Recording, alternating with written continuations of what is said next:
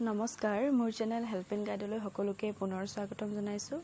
আজি মই ক্লাছ 9ৰ সমাজ বিজ্ঞানৰ অৰ্থনীতি বিজ্ঞান খণ্ডৰ দ্বিতীয় অধ্যায় বুজাব লৈছোঁ। আজিৰ বিষয়টো হৈছে বহনক্ষম উন্নয়ন আৰু সেউজ অৰ্থনীতি। বৰ্তমান পৃথিৱীৰ দেশসমূহৰ মাজত অৰ্থনৈতিক উন্নতি লাভৰ বাবে যি প্ৰতিযোগিতাৰ আৰম্ভ হৈছে সিয়ে পৰিৱেশৰ ওপৰত বিৰূপ প্ৰতিক্ৰিয়া পেলাইছে। অৰ্থাৎ পৃথিৱীৰ যিবোৰ উন্নত দেশ আছে যেনে America, Japan, France, Germany, Italy আদি দেশসমূহে অৰ্থনৈতিক উন্নয়নৰ ক্ষেত্ৰত অধিক গুৰুত্ব দিয়া দেখা যায় আৰু এনে দেশসমূহৰ মাজত প্ৰতিযোগিতাও অধিক।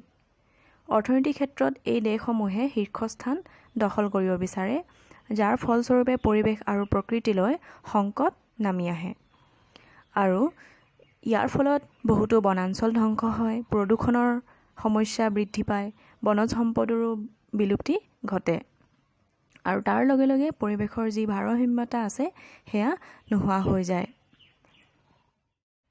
পৃথিৱীৰ উষ্ণতা প্ৰতি শতিকাতেই বৃদ্ধি পাবলৈ ধৰিছে আৰু পৃথিৱীৰ বৰ্তমান জ্বলন্ত সমস্যা হৈছে গোলকীয় উষ্ণতা।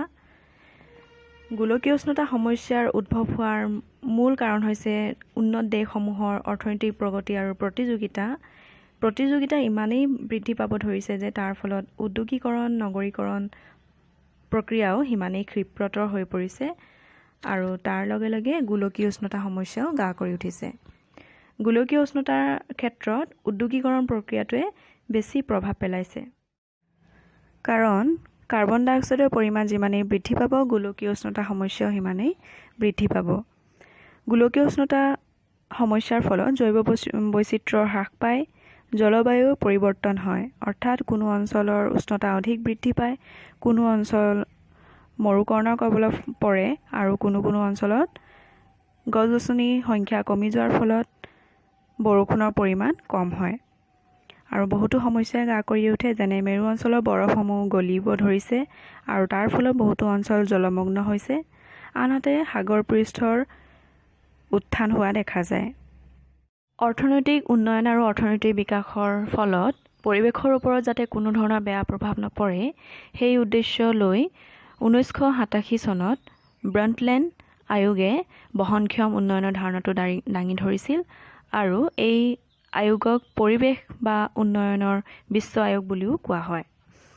এই আয়োগৰ মতে বহনক্ষম উন্নয়ন হৈছে যি অৰ্থনৈতিক উন্নয়নৰ দ্বাৰা বৰ্তমান প্ৰজন্মৰ অভাৱসমূহ দূৰ হ'ব পাৰে অথচ তাৰ লগে লগে ভৱিষ্যত প্ৰজন্মৰ অভাৱসমূহৰ দূৰীকৰণৰ ক্ষমতাৰ ক্ষেত্ৰত কোনো ধৰণৰ আপোচ কৰা নহয়, সেই অৰ্থনৈতিক উন্নয়নে হৈছে অবিৰত বা বহনক্ষম উন্নয়ন। অৰ্থাৎ আমাৰ অৰ্থনৈতিক উন্নয়ন প্ৰক্ৰিয়াটো অবিৰতভাৱে চলি থাকিব লাগে।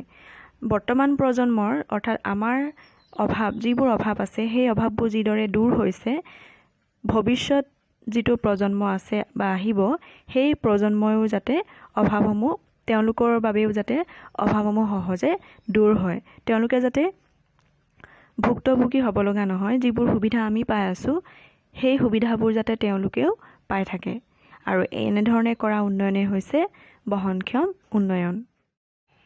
বহনক্ষম উন্নয়ন মানে এইটো নহয় যে অৰ্থনৈতিক উন্নয়নৰ দ্বাৰা প্ৰকৃতিৰ ওপৰত হেঁচা পৰে। অৰ্থনৈতিক উন্নয়ন আমি এনেদৰে কৰিব লাগিব যাতে প্ৰকৃতিও বাচি থাকে। প্ৰকৃতিক ধ্বংস নকৰাকৈ কৰা অৰ্থনৈতিক উন্নয়নে হৈছে বহনক্ষম উন্নয়ন। ভৱিষ্যত প্ৰজন্মৰ বাবে উন্নয়ন কৰিব লাগিব আৰু আমাৰ ভৱিষ্যত প্ৰজন্মৰ বাবে যিবোৰ সম্পদৰ দৰকাৰ হ'ব, যিবোৰ এতিয়া বৰ্তমান আমাক দৰকাৰ হৈ আছে, সেই সম্পদসমূহ আমি সংৰক্ষণৰ ক্ষেত্ৰতো আমি গুৰুত্ব দিব লাগিব আৰু যিবোৰ অনবীকৰণযোগ্য সম্পদ সেই সম্পদবোৰ ব্যৱহাৰৰ ক্ষেত্ৰত মিতব্যয়ী হ'ব লাগিব, অৰ্থাৎ আমি হিচাপমতে চলিব লাগিব, যিটো কামত দৰকাৰ তাত আমি খৰচ কৰিব লাগিব আৰু নবীকৰণযোগ্য সম্পদৰ ক্ষেত্ৰত অধিক ব্যৱহাৰ কৰিব লাগিব আৰু সেই সম্পদৰ আমি জন্মও দিব লাগিব। অৰ্থাৎ নবীকৰণযোগ্য সম্পদ হৈছে গছ-গছনি আমি ৰুব লাগিব আৰু এনেদৰে কৰা অৰ্থনৈতিক উন্নয়নে হৈছে বহনক্ষম উন্নয়ন। ভৱিষ্যত প্ৰজন্মৰ কথা চিন্তা কৰি কৰা উন্নয়ন হৈছে বহনক্ষম উন্নয়ন। এই অধ্যায়ৰ শেষৰ অংশটো হৈছে সেউজ অৰ্থনীতি। সেউজ অৰ্থনীতি হৈছে যি অৰ্থনীতিৰ মূল লক্ষ্য পৰিৱেশৰ প্ৰতি থকা ভাবুকি আৰু পৰিস্থিতি তন্ত্ৰৰ সমস্যাৰাজি দূৰ কৰি বহনক্ষম উন্নয়ন লাভ কৰা। আমি বহনক্ষম উন্নয়ন এইদৰে কৰিব লাগিব যাতে পৰিৱেশৰ ক্ষেত্ৰত পৰিৱেশৰ ওপৰত যাতে কোনো ধৰণৰ বেয়া প্ৰভাৱ নপৰে আৰু প্ৰকৃতিৰ যি ভাৰসাম্যতা আছে সেয়া নষ্ট নহয়। প্ৰকৃতিক আঘাত নকৰাকৈ যি উন্নয়ন কৰা হ'ব সেই উন্নয়নে হৈছে সেউজ অৰ্থনীতি।